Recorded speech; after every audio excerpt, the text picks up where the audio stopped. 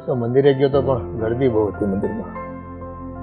દર્શન હરખી રીતે કરવા નથી દેતા લોકો. દાદા,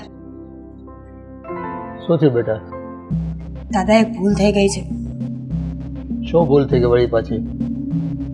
દાદા, જે બંગડીની ચોરી આપણે દામિની પર નાખીને એ બંગડી ઘરમાં જ છે. હું વાત કરે તો બંગડી ઘરમાંથી મળી? હા, હું ઘરની સાફ સફાઈ કરતી હતી ને તો એ બંગડી મને તિજોરીની પાછળથી મળી. તો ત્યાં ઠીક પૂગી કેમ ગઈ? પણ તારે પહેલાથી ધ્યાન રખાય ને બધી વસ્તુનું.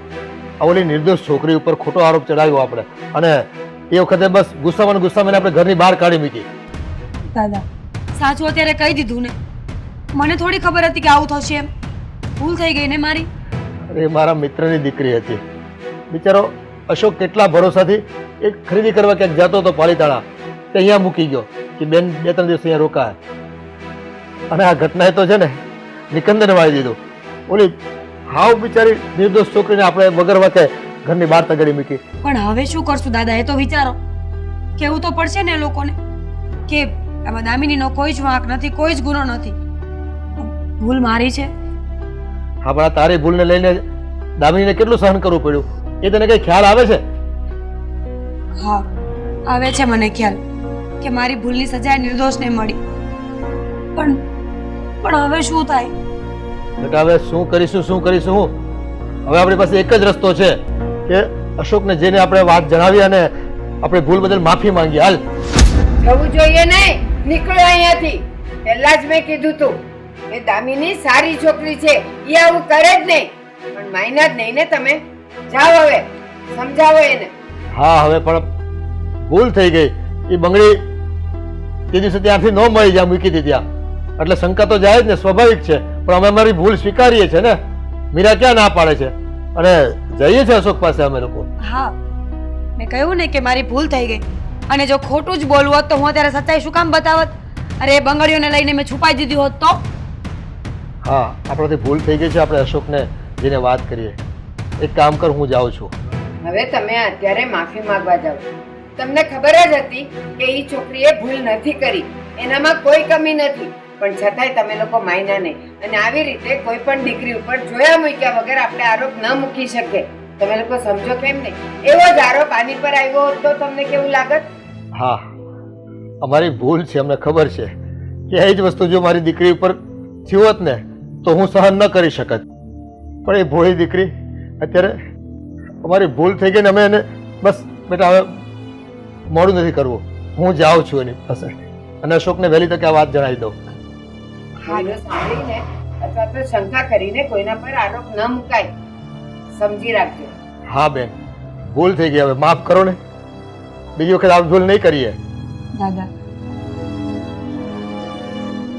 સોરી કે મારા હિસાબે તમારે આટલું સાંભળવું પડે છે અત્યારે. અને ત્યાં જશો તો ત્યાં પણ એ લોકો તમને બોલશે જ ને. હશે બેટા, હવે આ ભૂલ થઈ ગઈ છે તો હવે માફી માંગ્યા વગર બીજો કોઈ રસ્તો છે? અને જાણી જોઈને થોડી કરી તે ભૂલ. છોડ.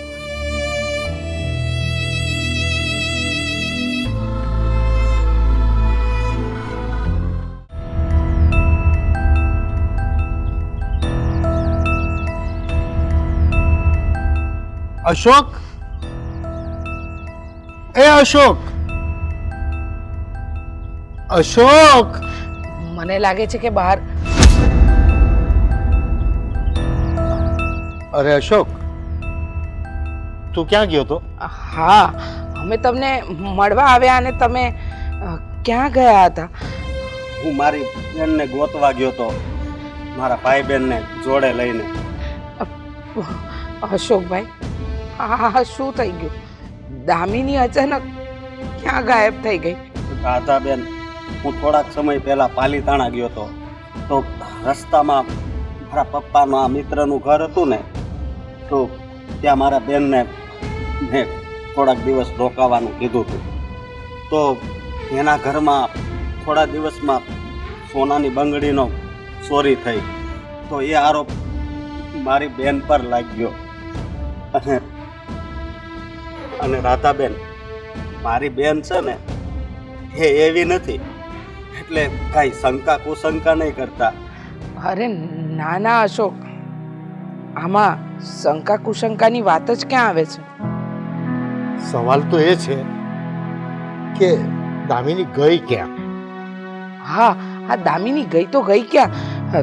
તમારા પપ્પાના મિત્રના ઘરેથી નીકળીને તમારા ઘરે આવી જોઈએ ને, પણ એ હજુ એના ઠેકાણા નથી અને લગ્નના દિવસ નજીક આવતા જાય છે. અને લગ્ન સુધીમાં જો એનો પત્તો ન લાગે તો આપણી તો આબરૂ ધૂળ ધાણી થાય ને. અરે મને એ જ ચિંતા થાય છે કે હવે શું કરીશું. અમે તો ગોતી ગોતીને થાકી ગયા. તમે ગોતી ગોતીને થાકી ગયા, પણ અમારા તો પગ નીચેથી જમીન જ નીકળી ગઈ છે. સમજો કે માથે આપ તૂટી પડ્યું. અમે લોકો સમાજને શું મોઢું બતાવીશું? અને અશોક, અમે તો બધાને કાર્ડ કંકોત્રી પણ વેચી દીધા છે.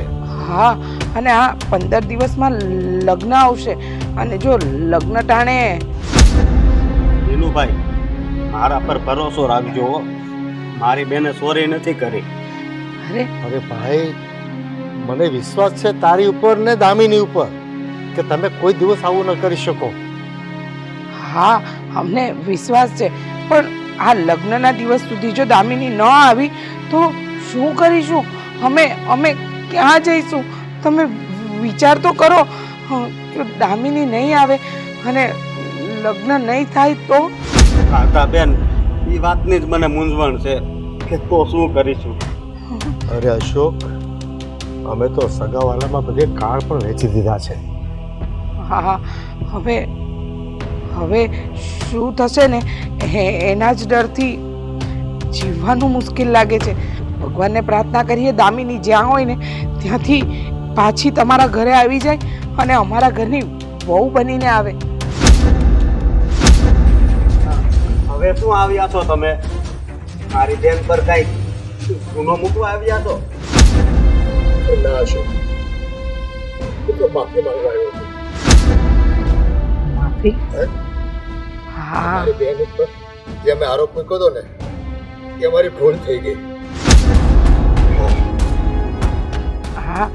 હા, છે કોણ અશોક? આજ મારા પપ્પાના મિત્ર છે. અચ્છા, એમણે દામિનીને ઘરની બહાર કાઢી મૂકી જ. હા, હા, પણ મારી વાત તો સાંભળો. તે દિવસે ઉતાવળમાં અમે નિર્ણય લઈ લીધો. અમારા ઘરમાં ચોરી થઈ અને બંગડીઓ ગુમ થઈ ગઈ, પણ સમય જતા છે ને એ બંગડીઓ ઘરમાંથી જ મળી આવી.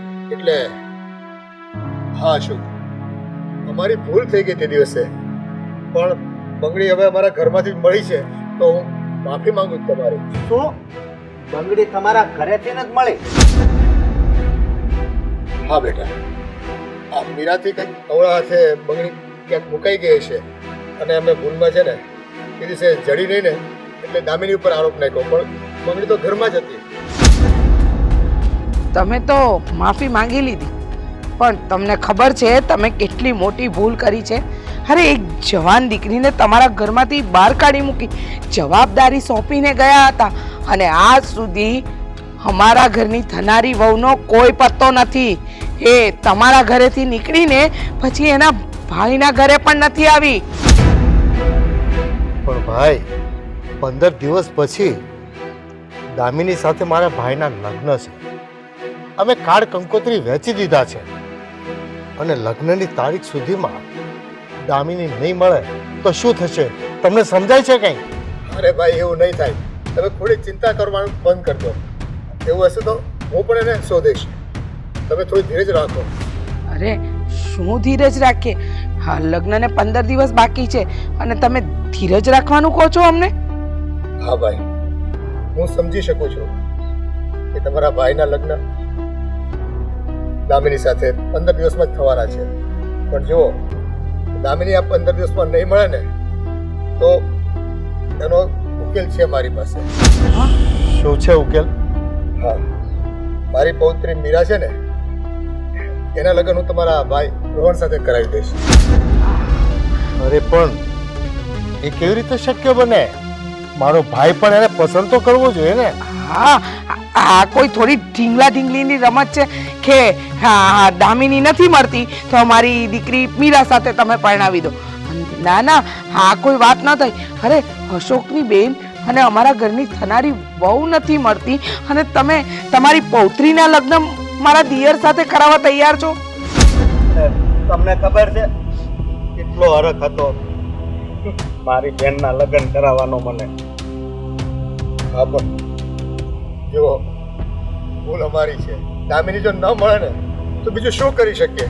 હું મારી તરફથી મારી મીરાના લગ્ન તમારા ભાઈ સાથે કરાવવા તૈયાર છું ને. પણ એક વખત પસંદ તો કરી લે, જોઈ લે, મળી લે. પણ એ કઈ સમસ્યાનો ઉકેલ થોડો છે ભાઈ. તમે કહો છો કે તમારી પૌત્રીને મારા ભાઈ સાથે પરણાવી દેશો, પણ દામિનીના ભવિષ્યનો વિચાર કર્યો છે? એ બિચારી ક્યાં હશે અને મળશે ત્યારે મીરા સાથે લગ્ન કર્યા હશે તો એની પર શું અસર થશે? હા, આમની વાત સાચી છે, પણ આમ જોવા જઈએ તો તમારી વાત પણ સાચી છે. હા, 15 દિવસમાં જો દામિનીનો અતોપતો ન મળ્યો તો અમારી તો ગામમાં આબરૂના ધજાગરા થઈ જશે. એટલે જ હું કહું છું કે જો એવી વિકટ પરિસ્થિતિ આવે ને તો હું તમને સહયોગ આપવા તૈયાર છું. આ વિકટ પરિસ્થિતિ ઊભી કરનાર પણ તમે જ છો ને ભાઈ, તો આનો ઉકેલ પણ તમે જ લાવશો. પણ મારી વાત સાંભળો, આ બધો નિર્ણય મારા દિયર ઉપર નિર્ભર છે.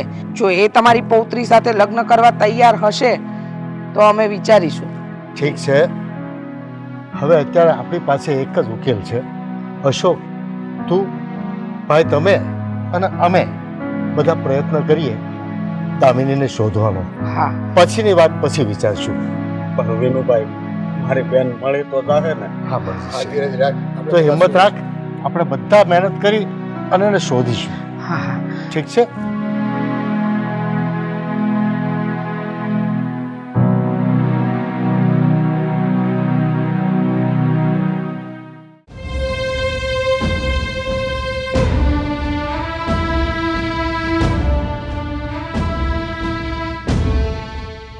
દાદા જઈ આવ્યા અશોકભાઈના ઘરે?